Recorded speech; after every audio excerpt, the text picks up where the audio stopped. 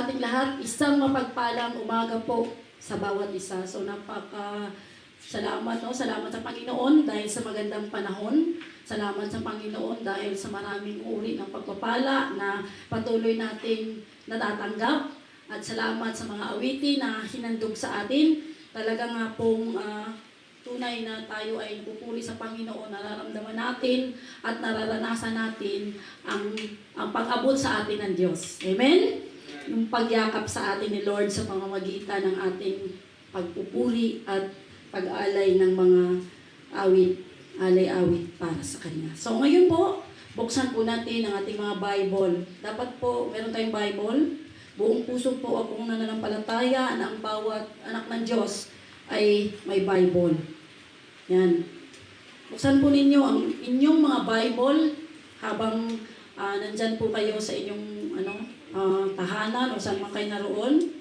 At buksan po ninyo Lucas chapter 13. Lucas chapter 13. Yan. Hintayin ko po kayo kasi mahirapan kayo maghanap. Sige lang. Lucas chapter 13 verses 1 to 5. Lucas chapter 13, 1 to 5. Babasahin ko po at ito po ang nakalagay. Ito po ang nakasaad sa salita ng Diyos. Lucas chapter 13 verses 1 to 5. Dumating noon ang ilang tao at ibinalita kay Jesus na ipinapatay ni Pilato ang ilang mga taga-Galilea habang ang mga ito'y naghahandog sa Diyos. Sinabi niya sa kanila, "Akala ba ninyo'y dahil sa sinapit nilang iyon, higit silang masama kaysa sa ibang mga taga-Galilea? Hindi! Ngunit sinasabi ko sa inyo, malibang magsisi kayo at talikuran ang inyong mga kasalanan, mapapahamak din kayong lahat." At ang 18 namatay ng mabagsakan ng Torres sa Siloy, sa akala ba ninyo'y higit silang makasalanan kaysa sa ibang naninirahan sa Jerusalem? Hindi! Ngunit sinasabi ko sa inyo, malibang magsisi kayo, talikuran ang inyong mga kasalanan, mapapahamak din kayong tulad nila. Tayo po ay manalangin, makapangyarihan Diyos. Makapangyarihan po ang inyong salita. Nagbibigay buhay at nagbabago sa bawat isa sa amin. Loobin niyo po, Panginoon, na maabot kami, manahan sa amin ang kapangyarihan mong ito sa bawat isa sa amin. Maraming salamat po. Ito po ang aming nagkakaisang hiling sa pangalan ni Jesus. Amen. Turn or burn. Yan po ang title ng ating mensahe. Turn or burn. So ngayon po ay naka-GCQ na tayo at habang tumataas din po ang cases ng COVID sa buong mundo. At ang total cases na po ngayon ay umabot na po sa milyon. 6.6 million globally. June 5 po yan na report.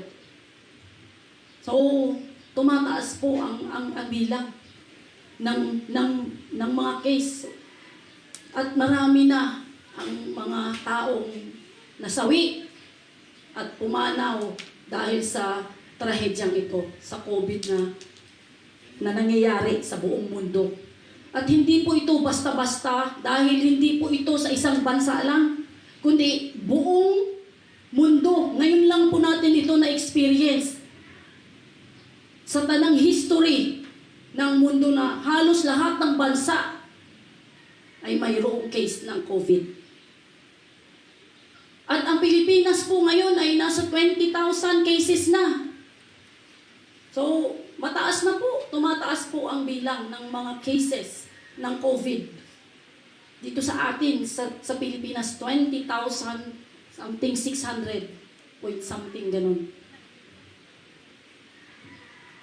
Hindi lang po yan. Yan po ay trahedya na tanging natural ba? Ang Diyos lang ang may control. Ang Diyos lang ang may control sa ganitong uri ng pangyayari. So, a natural tragedy. Meron pong minsan na cause naman ng tao na trahedya. Kagaya po ng mga massacre. Latest na massacre na nangyari sa Pilipinas, pinaka-latest lang naman, ay yung sa Sagay Massacre na 8 lang naman ang pumanaw at napatay. So yung mga tao na may dalang mga baril, mga armado, ay pumunta sila sa Sagay Farm at tinatanim po doon ay mga tubo or sugarcane. So habang nagtatanghalian yung mga worker, yung mga farmer, ay pinagbabaril nila. Walang awang, pinagbabaril ng mga taong ito at 3 babae, 2 bata, at 3 lalaki ang namatay. So, total of, 9. 9 bata ma. So, ito po ay gawa ng tao. Hindi po siya kagaya ng COVID na Diyos lang ang may kakayanan na mag-control. Kaya ng mga nangyayari sa atin. So, maraming mga trahedya sa buhay natin ang nangyayari. Iba-iba. Mayroong mga natural na nangyayari lang na hindi natin kayang gamutin o solusyonan. At mayroon naman iba na gawa ng tao. Man-made. Man-made tragedy. Ito pong ating pag-aaralan ngayon ay wala din pong pinagkaiba. Ganun din po. May trahedyang nangyari dito. So, ang title po ng ating mensahe, Turn or Burn. At hinati ko po ito sa 3 bahagi. Ang una ay ang life tragedy. So, mga tragedy sa buhay natin. Pangalawa, life response. Ano yung pagre-response natin? Automatic nating response sa mga trahedyang ito. At pangatlo, yung life lessons. Ano yung matututunan natin o dapat nating matutunan sa mensahe na ating pag-aaralan. So, unahin po natin yung una, the life tragedy. So, dalawa po ang trahedya na nangyari. Una, dumating noon ang ilang mga tao, verse 1 po ito, at ipinalita kay Jesus na ipinapatay ni Pilato ang ilang mga taga-Galilea habang ang mga ito'y naghahandog sa Diyos. So, ang mga taga-Galilea ay labas po sila sa Jerusalem. Naghandog sila, pumunta sila sa Jerusalem para maghandog doon sa sunugan. At habang naghahandog sila, hindi malaman ang dahilan kung bakit sila ipinapatay ni Poncio Pilato. Siguro, nagkaroon ng komosyon or nakadisturb sila or baka nagsalita sila ng mga salita na naka-offend sa Roman Empire o sa pamumuno ng mga Romano. Medyo nag-init itong si Poncio Pilato. Nag-init si Pilato at yung kanilang paghahandog ng mga hayop doon, pagdanak ng dugo para i-offering, kasama yung dugo nila kasi kinatay din sila ni Pilato. Pinakatay. Kaya sabi dyan, may ilang tao, walang bilang, at sabi dyan, ipinapatay ni Pilato ang ilang mga taga-Galilea habang ang mga ito'y naghahandog sa Diyos. So habang nag-offering sila, hindi nagustuhan, mayroon silang nagawa o naging hakbang na hindi naibigan ni Pilato at pati sila ay kinatay na. So ito po ay man-made na massacre. Madami, may ilan na mga naghandog. Hindi po natin alam kung ilan. So, lahat ng mga taga-Galilea na yon, mga Galileans ay nag-offering lang naman sila pero wala silang kawala sa kapangyarihan ni Pilato. Kinatay sila. Pangalawang trahedya ay sa verse 4. Verse 4. At ang 18 namatay ng mabagsakan ng tore sa Siloy. So tinuloy ni Jesus, may nagpunta kasing mga lalaki, nag-report kay Jesus, o may nagpuntang mga tao, Panginoon, alam mo ba yung balita, sikat ngayon yun Balitang-balita ngayon yun, yung pinapatay ni Pilato ng mga Galileans, naghandog. O ano masasabi mo dito? Kasi sinagot sila ng Panginoon at dinugsungan ng Panginoon na, meron pang isa. Bali, alam nyo rin to. Well known din ito sa inyo. Pamilyar ang kwento.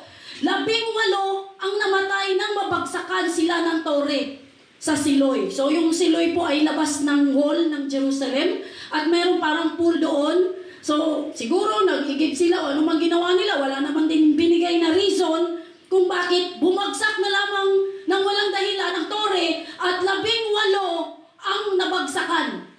Isa na naman pong trahedya na natural lang siya, hindi siya gawa ng tao.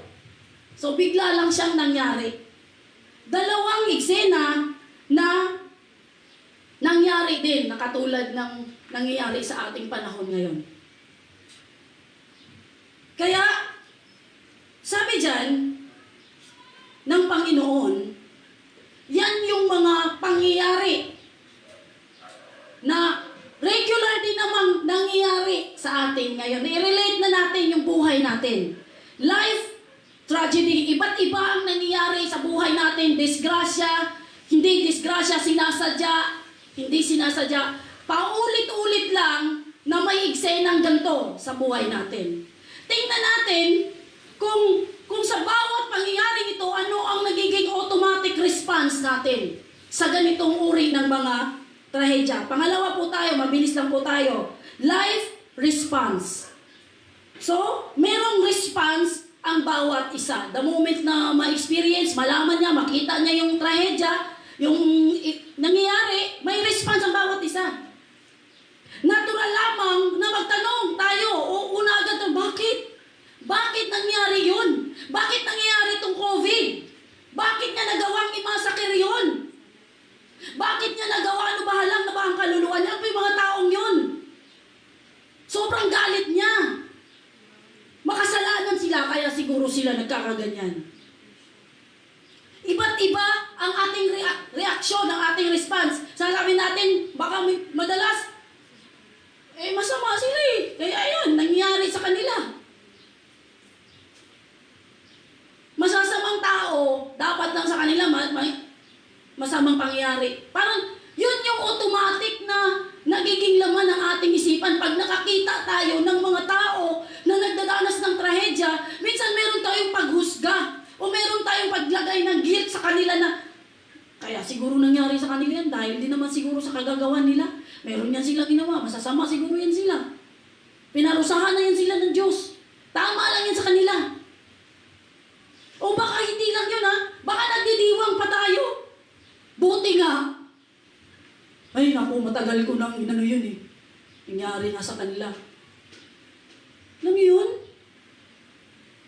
Yun yung mga response natin eh. Automatic response. Matic na. Kahit kausapin mo yan, hindi mo kausapin yan. Yun yung laman agad ng kanyang isipan.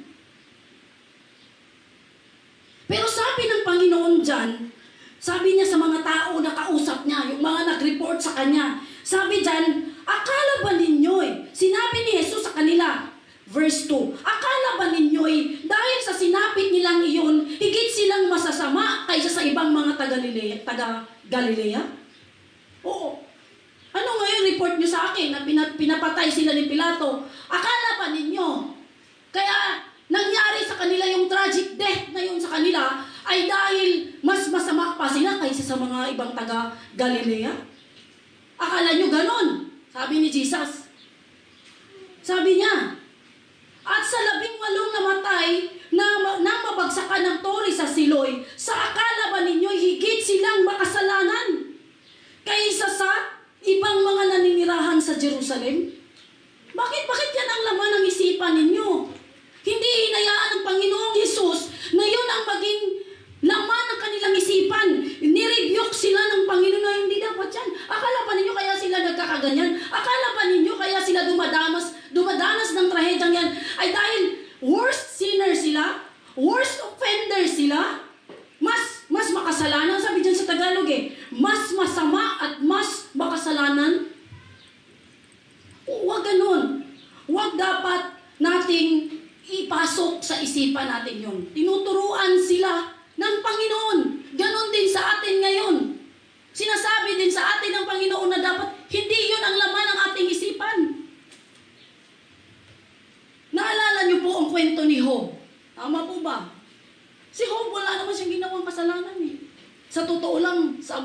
sabi ng Bible, siya na nga yata, siya na nga ang pinaka righteous man sa buong Bible, ha? Pero bakit nangyari sa kanya yung pinaka malupit na trahedya sabay-sabay sa loob lang ng isang pagkakataon?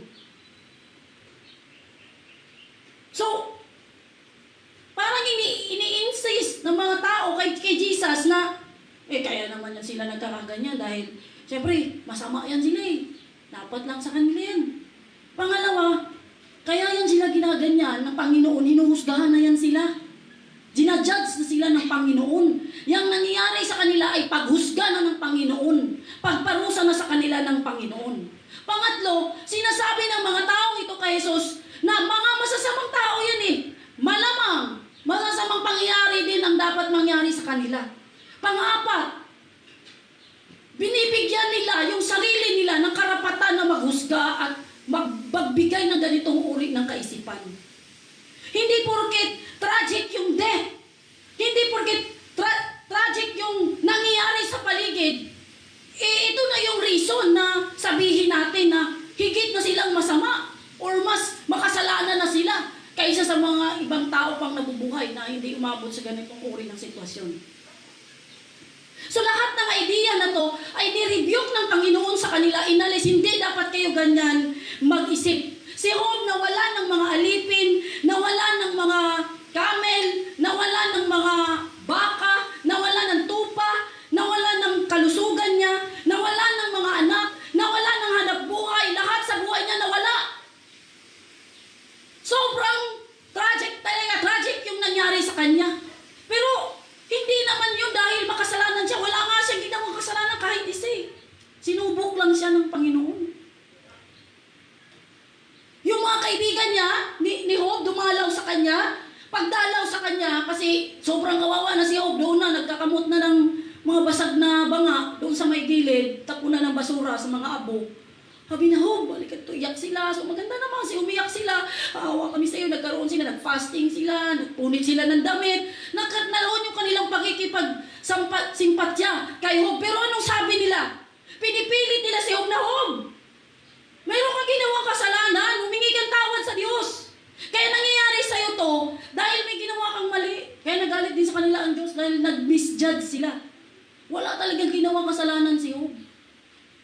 Pero, ang sabi ng mga kaibigan niya, kaya ka nagkakaganyan dahil may kasalanan ka. Parusa na yan sa iyo ng Diyos. Pinipilit nila na paaminin si Job. Wala nga aaminin siya. Wala nga eh. Chinig niya Job yung sarili niya, Lord. Anuhin mo ako, search mo ako. Wala akong ginawa. Ano bang ginawa kong kasalanan? Isa pang example, yung lalaking isinilang na bulag sa John chapter 9. Sabi ng mga disciples, dumaan sila doon at nandun yung bulag na mamalimos. Tinanong nila ang Panginoon, Panginoon, kaninong kasalanan? Bakit ang taong yan ipinanganak na bulag? Sabi ng Panginoon, hindi dahilan. Hindi yun sa kanya. Saan ka naman makakita na ginusto bang isilang ang bulag? Hindi niya alam, pagkasilang na bulag na siya eh. Tapos sasabihin mo, kasalanan, siya ba may kasalanan? Paano binulag niya yung sarili niya sa ilalim ng tiyan ng nanay niya? So, wala saysay na tanong. Sino may kasalanan, Panginoon? Ba't siya sinilang na bulag? Siya ba?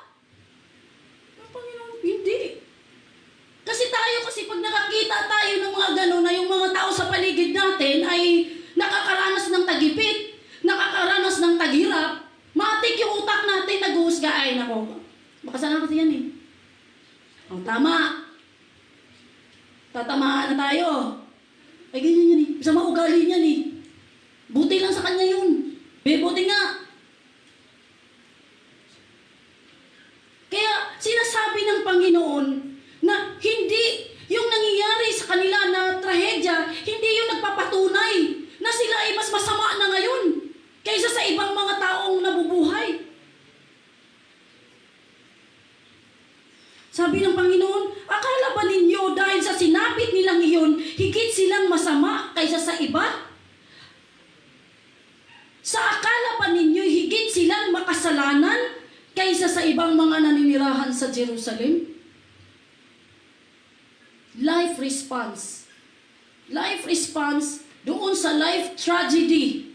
Nagko-conclude tayo, nagbibigay tayo ng condemnation, nagbibigay tayo ng misjudge sa mga tao na nakakaranas ng ganitong uri ng trahedya. Huwag po. Ang Panginoon na mismo ang nagtuturo sa atin, huwag naman. Hindi naman ibig sabihin na disgrasya sila ay makasalanan na sila. Ano yung mga baby? Ano, makasalanan na rin, sobrang yung malala na yun. Hindi po dapat ganun yung ating isipan, alisin po natin yun. Dito na po tayo sa ating pangatlong lesson, topic, life lessons. Ano yung dapat nating matutunan na tinuturo sa atin ng Panginoon? Sa dalawang tragedy na yon, yung pinapatay ni Pilato ang mga Galileans at yung 18 na bagsakan na Tore na Siloy, ano yung lesson na matutunan natin doon sa mga tragedy na yun? Natural tragedy at saka man-made tragedy. Una, tinuturuan tayo ng Panginoon, warning sa atin, sa mga tagapakinig, sa tagasunod ng Panginoon na hindi dapat tayo nagja-judge quickly. Hindi ka agad ganun kabilis, ha? Kasi matik sa utak natin, gumagana agad. Kaya sabi ng Panginoon, hindi ganyan. Mali na maging ganun yung takbo ng ating isipan. Baguhin po natin yun. Alisin po natin yun sa sistema ng ating kaisipan. Mali na i-assume natin na ang mga biktima ng mga trahedya ay somehow mas makakasalanan, mas makasalanan, mas masama kaysa sinumang nabubuhay sa mundong ito.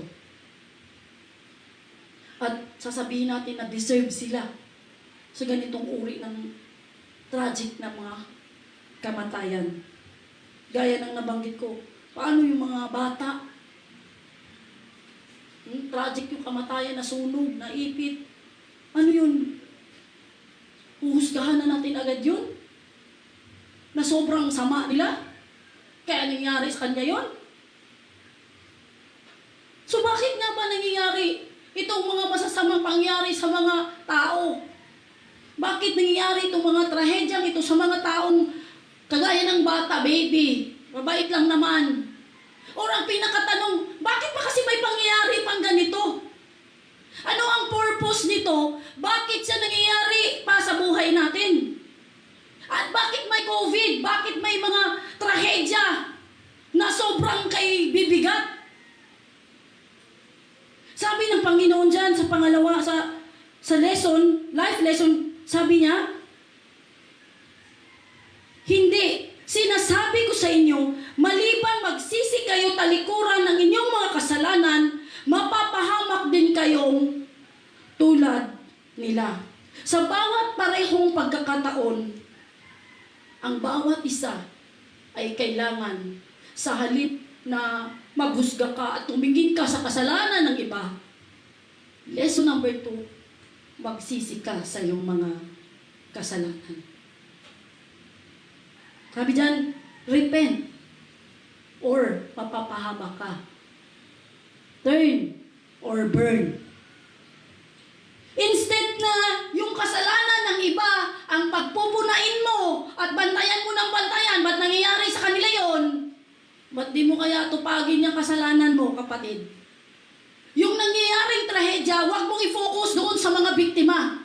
Yung nangyayaring mga balita na nakikita mo, naririnig mo, i-focus mo sa'yo bilang warning sa'yo na kapag hindi ka nagsisi, yun din ang ending mo. Sabi dyan ngunit sinasabi ko sa inyo, malibang magsisi kayo at talikuran ang inyong mga kasalanan, mapapahamak din kayong tulad nila.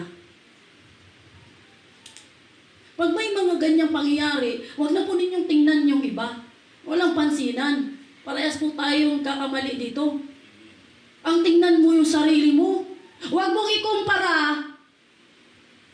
yung iba sa sarili mo. Ikaw, ikumpara mo sila, ako nagsisimba, yan, hindi, ako nagganito, yan, hindi. Huwag mong ikumpara ang sarili mo. Ikumpara mo ang sarili mo sa Bible. Kung natutupad mo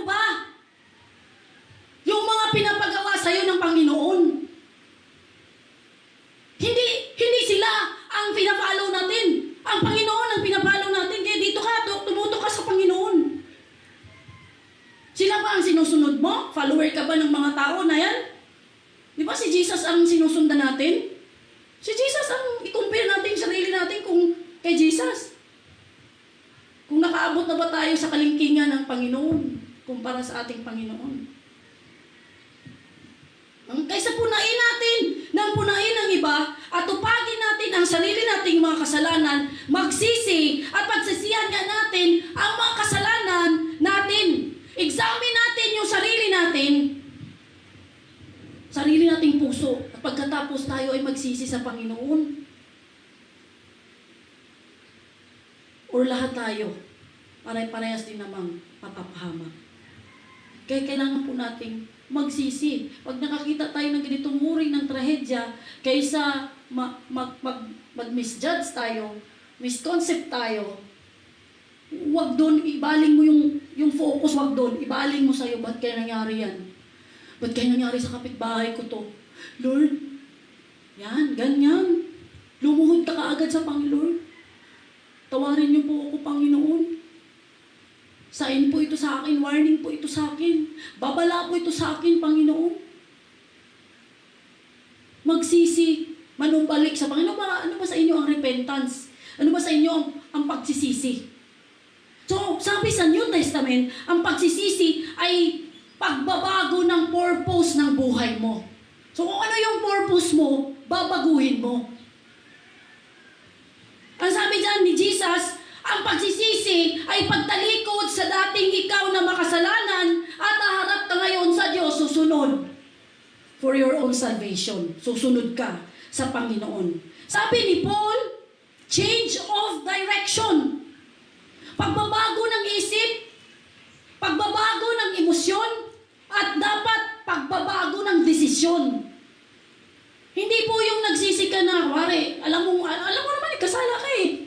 Masok sa isip mo, ay, kasala ako. Kasalanan pala yung ginawa ko. Na-realize mo yun. Na kasalanan, nalaman mo. Okay yan. Pero hanggang dyan lang ba? Siyempre, iiyak ka eh. Kaya sa Panginoon, sorry talaga. Hanggang dyan lang ba? Na-realize mo, nag-remorse ka, nagsisi ka, naramdaman mo, na-convict ka, hanggang dyan lang ba? Hindi. Magdidesisyon ka ngayon. Hindi ko na gagawin yan. Kung dati pa kanan ka, at na-realize mo na nasa kanan ako, mali itong ruta ko, mali itong direksyon ko, at talagang mali, tagaan layo ko na. Hanggat hindi ka babalik doon, hindi ka makakarating sa kaliwa. Kaya ang pagsisisi po, hindi po yan sa isip lang na nalaman mo, kasalanan mo yan. Hindi mo na-realize, ay kasalanan ko naman, alam ko naman, makasalanan ako, okay na. Hindi po nagtatapos doon, hindi ka pa nagsisi noon. Ang pagsisisi, dapat makonvict ka rin. Bukod sa na-realize mo, nakonvict ka pati emosyon mo. Iiyak ka, nahihiya ka. Dahil ang ginawa mo, hindi lang basta nagkamali ka, kundi nakagawa ka ng offense sa Panginoon, sa banal na Diyos. Hindi basta-basta yung ginawa mo, ang kinalaban mo, hindi mo kapwa-tao, kundi Diyos mismo. Kaya mahihiya ka. At ngayon, na-realize mo, haramdaman mo, na-convict ka. Pangatlo, mag-decide ka na bumalik. Si Zaccheo po, example, siya po ay tax collector at talagang mayaman siya. Marami siyang nakurakot, marami siyang nakutungan. Pero nung na-encounter niya ang Panginoon, hindi lang siya nagbago ng isip, hindi lang siya na-convict. Pero sabi niya, ibabalik ko yung aking mga nakuhang pera sa kanila. At yung mga naisahan ko, nadaya ko, babayaran ko ng ilang beses. May action po, may pagbabago na dapat nangyayari sa'yo. Hindi po yung nagbago lang sa isip mo. Hindi po yung naramdaman mo lang, kundi ang repentance, change of direction, change of purpose of life. Marami po sa atin nagsusuri, na umiiyak naman, nakikita mo naman na nagsisisi sila, pero hanggat wala pong bunga, hanggat hindi po nag-change ng ruta, nandyan ka pa rin. Tayo kasi, kaya kasi may mga nangyayari sa buhay natin, consequence yan sa kasalanan ginawa natin. Ang gusto natin sa Diyos, Lord, yung consequence, ayusin mo. Gusto ko ma-feel better, maging maayos yung pakiramdam ko, yung buhay ko. Pero yung sin ko, huwag mong galawin. Yung mga naging bunga lang ng pinagagawa ko, ang ayusin mo, Lord. Pero yung aking ginagawa, huwag mo na akong pakialam. Hindi po ma-address kasi a-addressin mo yung resulta. Kahit anong gawin mo sa pag-fix doon sa resulta, mga consequences, hanggat hindi na-address yung sin, lagi lang yan, paulit-ulit sa buhay mo. Kaya kahit anong tawag mo ng blessing ni Lord, kahit anong gusto mo na manahan sa iyo ang pagpapala, ang Espiritu ng Diyos, hindi maaayos yung mga consequence kasi nandun may sin may laging gumagawa. Hanggat hindi mo yun inaayos doon, anihin mo lagi itong consequence na to. Hindi ka nagsisisi noon. Walang pagsisisi na nangyayari. Kaya dapat i-address yung sin. May mali talaga Tapos sasabihin mo, dahil kay Satanas. Satanas yan Kung ako si Satanas, lagi na lang ako.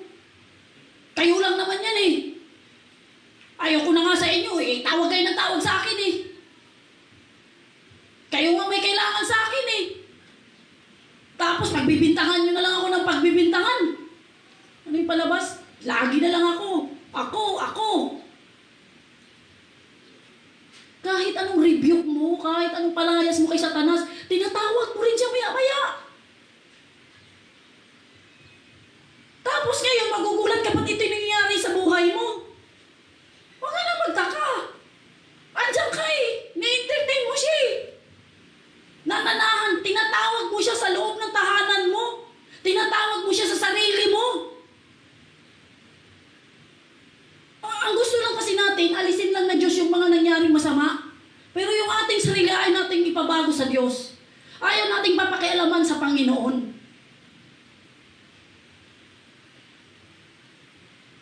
Dapat po may makitang pagbabago. Mayroong makita kagaya sa buhay ni Zaccheo. Babasahan ko po kayo ng isa.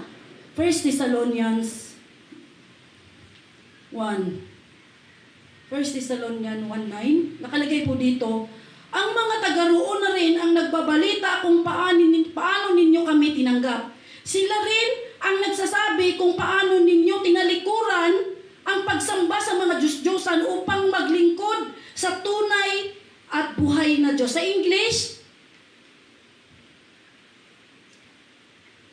you receive us when we visited you, and how you turned away from idols, you turned away from God to serve the true and living God. Tatlo po ang nangyari doon. Una, turn away from idols. Umalis, tumalikod sa mga idols. Pangalawa, lumapit, humarap sa Diyos. At hindi lang doon nagtapos, naglingkod. Serve the true God. Tatlong elemento ang kailangan natin sa ating pagsisisi. Tatalikod ka sa kasalanan mo, haharap ka sa Diyos, lalapit ka sa Diyos, at maglilingkod ka sa Panginoon. Hindi po natapos doon sa naisipan mo lang, ay, kasalanan to, alam ko naman. Okay na, nagsisina ako, tapos iyak-iyak ka ng konti, Lord, nagasala ako sa'yo, Lord. Iyak-iyak ka. Hindi natapos doon. Saan matatapos? Kapag umalis ka dyan, binago mo yung sarili mo. Nagpabago ka sa Panginoon. Yun ang tunay na salita ng repentance, pagsisisi. Sabi po ng isang sikat na pastor, sabi ni Charles Spurgeon, English pero tinagalog ko na po, kung nagsisisi ang isang tao at di makita sa kanya ang pagbabago at katulad pa din siya ng dati, kahit ang pagsisising ginawa niya ay dapat pa din niyang pagsisihan. Nagsisi na siya. Ginawa niya, nagsisi siya. Sorry sa Panginoon. Pero hindi nagbago ang buhay niya, yun pa din.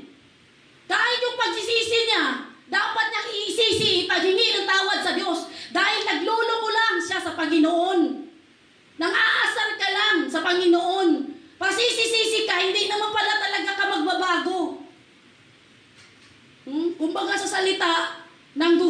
time ka lang sa Panginoon. Kahit yung pagsisi mo na yung napeke, ihingi mo na ng sisi. Sinagkasala ka pa sa Diyos.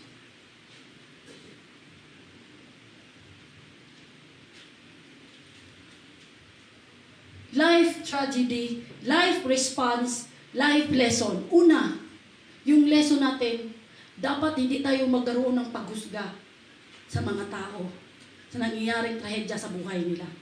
Dapat sabi ng Proverbs, hindi natin ikasiya ang pagbagsak ng ilan.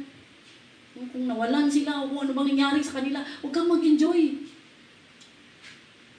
Huwag kang mag-celebrate dahil kaaway mo sila o ano bang, tuwa ka. Wow. Unbiblical po yun, no? Ginagawa natin yun. Pangalawa, kapag nakabalita ka ng ganitong mga uri ng trahedya, iakuin mo sa'yo, warning sa'yo, babala sa'yo. Para ito yung maging reason mo na magsisi ka na at bumalik sa Diyos. Dahil kung hindi, ganito din ang mangyayari sa atin. Conclusion po tayo ngayon. Sabi dyan, iwasan natin ang maglagay sa kaisipan natin ng mga bagay na nangyayari na trahedya na dahil nga, paulit-ulit ko nang sinasabi, dahil sa nangyari sa kanila, iniisip natin na sila ay mga masasamang tao. Sabi ni Jesus. Judgment na sa kanila ng Panginoon. Sa halip, pinapaalanan tayo, pinaalahanan tayo ng Panginoon, walang humpay, walang katapusan.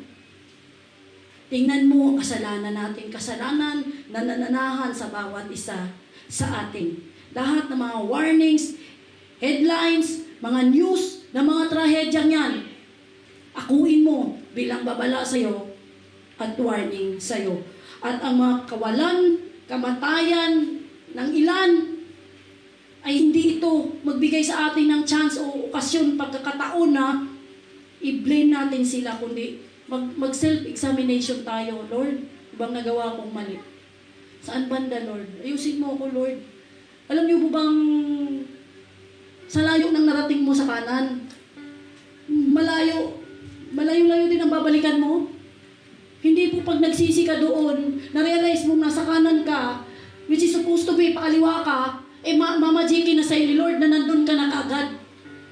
Hindi po. Babalikan mo rin yun. Kaya po, hindi natin kaya yun eh. Grace ni Lord ang magbibigay sa atin ng lakas para makabalik tayo sa Kanya. At alam niyo po ba, kapag pauwi na, mas madali na. Amen?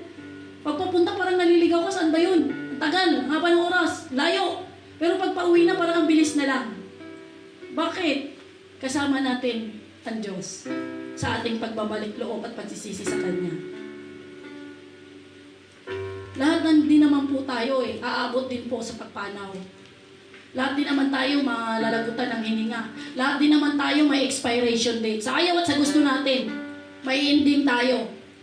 Ano bang gusto nating mangyari sa buhay natin? Bago man lang ba tayo malagutan ng hininga? Nakapagsisi na ba tayo? O pumanaw na lang tayo sa mundong ito nang hindi pa nakapagsisi sa ating mga kasalanan? Hindi pa tayo nagpabago sa Panginoon. Ano man ang lahi mo, ano man ang pinanggalingan mo, saan ka man naroon ngayon, taga Jerusalem ka man, Galileans ka man, mayaman ka man, mahirap ka man, bata, matanda, matuwid ka man o makasalanan ka man, o isa kang walang paki sa Diyos, wala kang pakialam sa mga bagay patungkol sa Diyos. Isa lang po ang katotohanan na iiwanan ko sa iyo. Kahit sino ka pa, ano ka pa, mayaman, mahirap, bata, matanda, matuwid, makasalanan, may takot sa Diyos, walang takot sa Diyos, isa lang po ang totoo. Tayong lahat ay under sa paghusga ng Panginoon. Malibang tayo ay magsisi at tumalikod sa ating mga kasalanan, mapapahamak din tayo tulad nila. Tayo po ay manalangin. Lord, we thank you so much for again, inabot mo kami, you reached us, you taught us You give us truth, Panginoon, about repentance, Panginoon. Hindi kami tututok, Panginoon, sa buhay ng iba, kundi yung buhay namin, Panginoon, yung kasalanan namin sa iyo. Baka kami ngayong mas pinakamakasalanan pa, Lord, eh. Patawarin niyo po kami, Panginoon, na kami ay mapaghusga, kami ay nag-judge, agad-agad. Naiisipan namin na kaya nangyayari sa kanila yon dahil masama silang tao. Pinakalusaan mo sila at kami hindi. Panginoong Diyos, tuwirin niyo po kami palagi. Turuan niyo po kami palagi, Panginoon. Tiyagain mo kami, Lord. Panginoon, salamat po sa katuruan ito na tinuruan mo kami magsisi sa aming mga kasalanan. At ang pagsisisi ay hindi nagtatapos sa isipan namin, nalaman namin. Hindi nagtatapos sa naramdaman namin, kundi nagtatapos, Lord, sa iyo. Dapat matagpuan namin ang sarili namin sa piling mo, Panginoon. At hanggat hindi nangyayari yun sa buhay namin, hanggat hindi ka nakikita sa buhay namin, wala sa amin ang tunay na pagsisisi.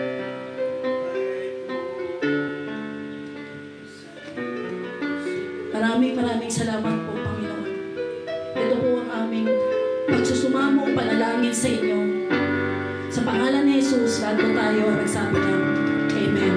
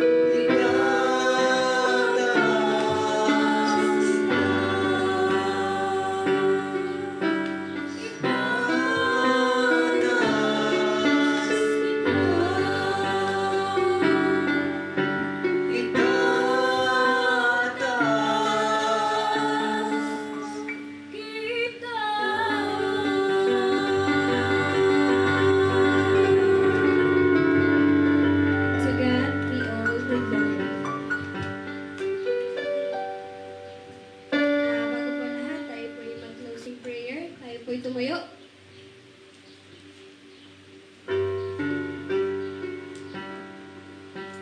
Yes, Lord God, Father, marami pong salamat, O Diyos, sa araw na to na binahitian niyo na naman po kami ng aral, Panginoon, na napakasarap, Panginoon, na alam namin na yung tatay namin tinutuwid talaga kami sa aming mga pagkakamali, sa mga desisyon namin, at higit sa lahat sa mga pinag-iisip namin.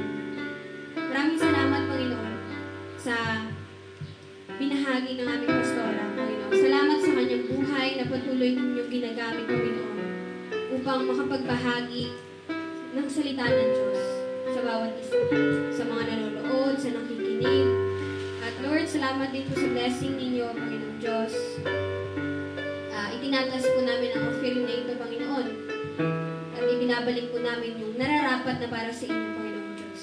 Ito lamang po ang aming samot nilangin sa pangalan ni Jesus. At sabi na, Amen.